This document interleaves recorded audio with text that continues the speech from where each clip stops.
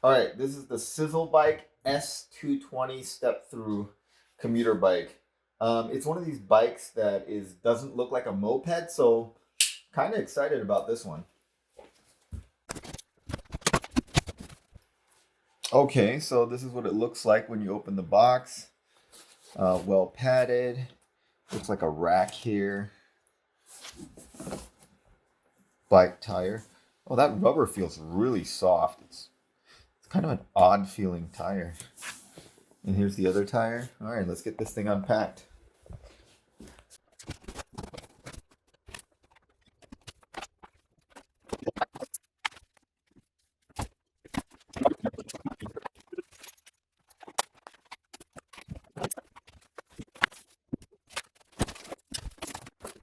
Okay, so inside the box is the user manual, and then we have the pedals in here.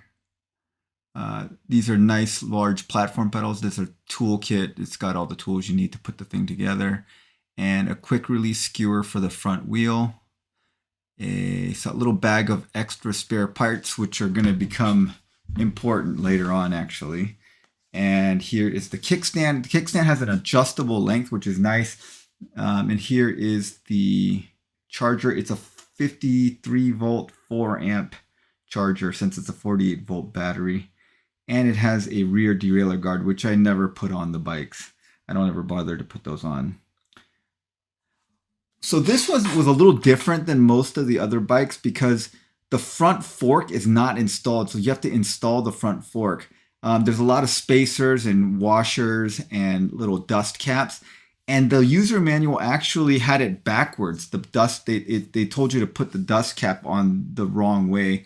But you can, if you've looked at bikes before, you can tell which way it's supposed to go. And then I had to actually redo it because the cable routing for the brakes ended up on the inside when I first did it, and I had to like redo it and put it on the outside so it doesn't rub on the wheel. Other than that, pretty straightforward. You just put in the kickstand, install the rear rack, put in the pedals, put in the seat, and then put in the front fender. Now, the thing about it is that the rear fender didn't have any thread locker on it, so that came apart on the first ride.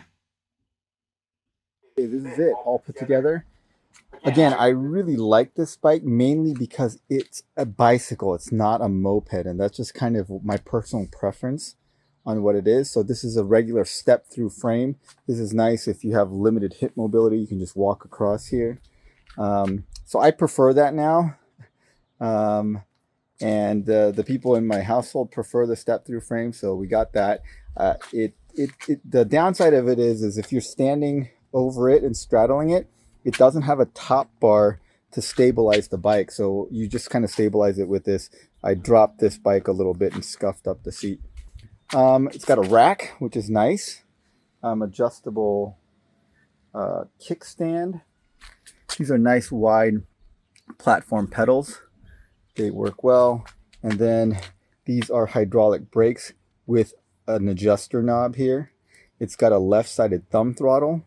These are really nice brakes. They're very powerful, good modulation. You can stop the bike easily with one finger. It's got plastic fenders. These are really nice soft rubber tires. They have really good grip. And then huge rotors on these things, which is probably why they stop really well. These are really huge rotors. Going across here, standard crank set. And this is the standard Shimano 7-speed. The smallest cog is 14, which I think on most bikes is not small enough. I think the 11s would be better, and I'm going to switch out some of my bikes to the 11s. And this is a Shimano 20 shifter. Works fine, no problem with that. It's got bosses for a water bottle and for a front rack here, and then a grip shifter in the front here. All right, so overall, very comfortable. It's got quick release seats and a quick release front, which, yeah, I guess it's helpful if you like quick releases. I don't think that they're that useful on electric bikes because how often are you going to take off the front wheel? But they work fine. Lights work well. No problem with the lights. It's not extremely bright, but it's a pretty standard bike light, and it goes fast enough. It's enough illumination for you to go 20 miles per hour.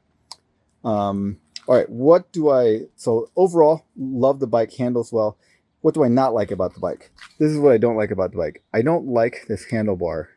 It kind of bends back on both sides. I'd much rather have a straight handlebar.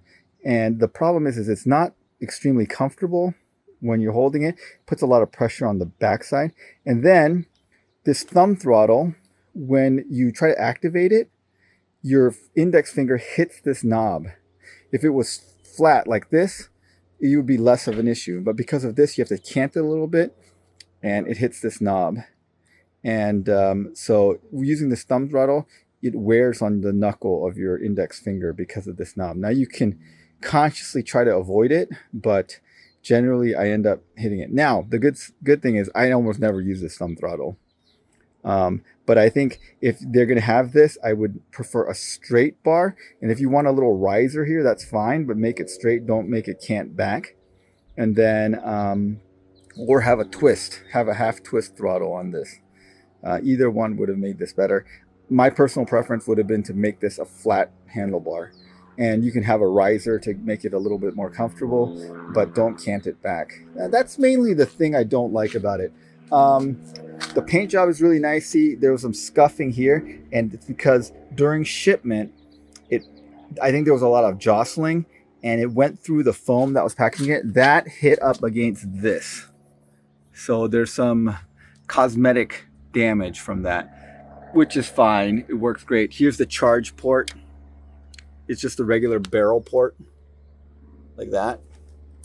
And then this is to unlock the battery, and that's pretty much it. Let's take it for a ride.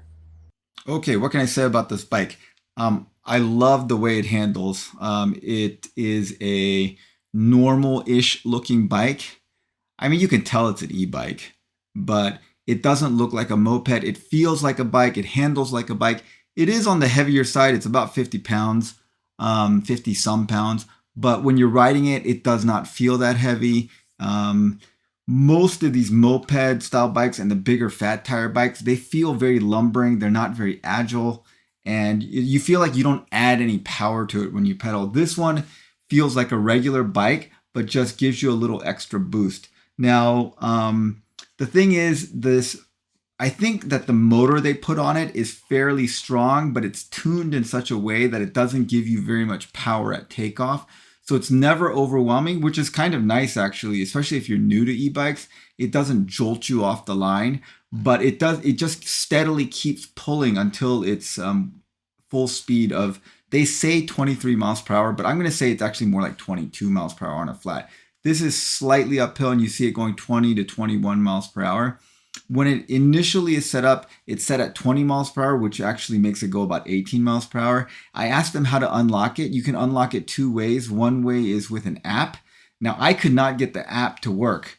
The Bluetooth to the controller, it like intermittently went in and out, and I just couldn't get the app to work, so I deleted it. And I asked them, is there a way to do it without the app? And there is a way to do it without the app. And what's funny is they sent me a video that I made about the TST Buddy on how to unlock that long time ago. And they sent that to me as the instructions for how to unlock it, which I thought was pretty funny that it was my own video that they sent back to me. But yeah, the ride is very comfortable. There's no rear shock, but the wheels are plenty compliant, and the front shock works well. I will say that if it were up to me, I would have some narrower tires. These are like 2.2 inch mountain bike tires, which I think is fine. But I mean, I would have preferred like a 1.5 or 1.75. I just like thinner tires because I'm not going to take this thing off road, and I don't think this is designed to go off road. This is basically an urban commuter bike, and I think they could save some weight by going with some smaller tires. But it does make the ride plush, which I think is nice for most people. So, maybe I'm in the minority there. All right, so this is me going up a fairly steep hill, and I just wanted to see how well it'll do on throttle power.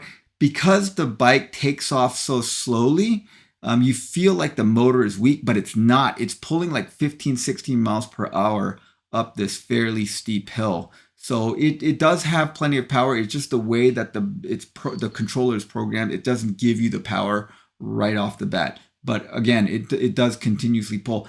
And what I don't understand is why they didn't make it go up to 28 miles per hour. I think that would have been nice, because I think the motor probably has the power to do that. And it's a 48 volt system. So yeah, I think the battery can definitely give you the power to do that.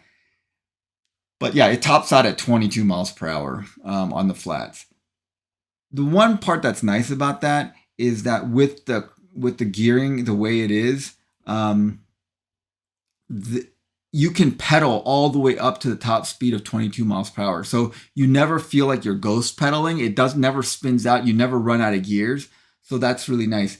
I think overall, as a commuter bike and a city bike, this is really nice and probably one of my favorite bikes that I've reviewed. And of course, that's just personal preference. It's personal preference that I like these kinds of bikes. If you like bigger fat tire bikes, they are more comfortable, they are more powerful, they are faster.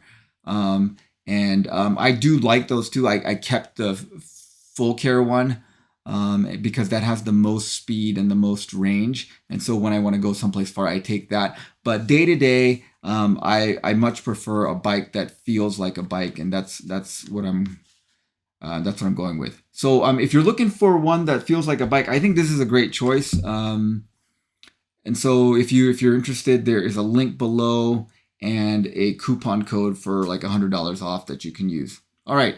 So let me know if you have any questions about the bike. I'm happy to answer them in the comments. And thanks for watching, everyone.